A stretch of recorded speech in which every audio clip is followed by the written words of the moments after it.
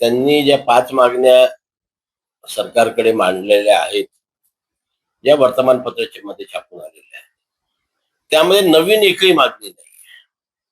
यापूर्वी सुद्धा जेव्हा ही आंदोलनं झाली, तेव्हा ह्याच मागण्या पुढे येत होत्या आणि सरकारने ज्या कुठल्या माध्यमातून त्या पूर्ण करण्याचा प्रयत्न केला आणि शासन निर्णय दिले, ज्याच्यामुळे ते लोक त्यांनी आनंदोत्सव केला, सर्व केलं.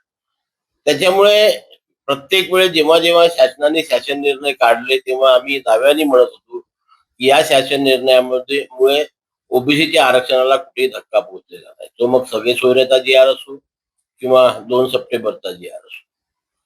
आणि आता त्याच मागण्या पुन्हा घेऊन हे आंदोलन केलं जात आहे. त्याच्याकडे आम्ही लक्ष ठेवून आहोत की सरकार यांच्या ज्या मागण्या आहेत त्या किती गांभीर्याने घेतात आणि गांभीर्याने घेऊन जर शासनाने एखादा निर्णय कुठल्या प्रकारे काढण्याचा निर्णय घेऊन शासन निर्णय काढण्याचा विचार केला शब्द वापरतोय, तर त्या दिवशी राष्ट्रीय ओबीसी महासंघाच्या नेतृत्वात संपूर्ण ओबीसी समाज हा रस्त्यावरती येऊन आपल्या ओबीसीच्या संविधानिक आरक्षणाचं रक्षण करण्यास आजही सज्ज आहे.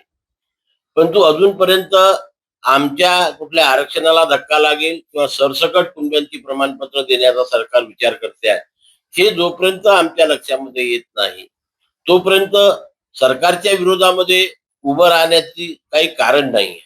कारण यावेळेस सुद्धा, याच्यापूर्वी सुद्धा सरकारने आम्हाला वचनबद्ध केलेलं आहे, लिहून दिलेलं आहे की आम्ही कुठल्याही परिस्थितीत ओबीसी मधनं आरक्षण देणार नाही, ओबीसीच्या आरक्षणाला धक्का लावणार नाही आणि सरसकट कुटुंबियांची प्रमाणपत्र सुद्धा देणार नाही.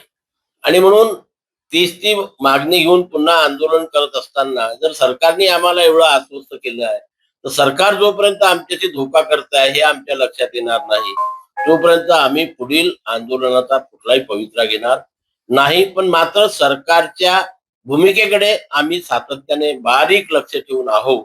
ज्या दिवशी आमच्यावरती काही गदा येत आहे असं लक्षात येईल, त्या दिवशी राष्ट्रीय ओबीसी महासंघ पूर्ण ताकदीनेशी यापूर्वी ज्याप्रमाणे लढा दिला त्याचप्रमाणे संपूर्ण महाराष्ट्रामध्ये लढा उभा करून आपल्या संविधानिक आरक्षणाचं रक्षण करण्याकरता सज्ज आहे.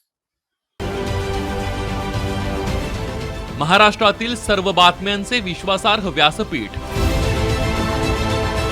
सकाळच्या सर्व सोशल मीडिया प्लॅटफॉर्मला लाईक, फॉलो आणि सबस्क्राईब करा. तसंच सर्व नोटिफिकेशनसाठी बेल आयकॉन प्रेस करायला विसरू नका.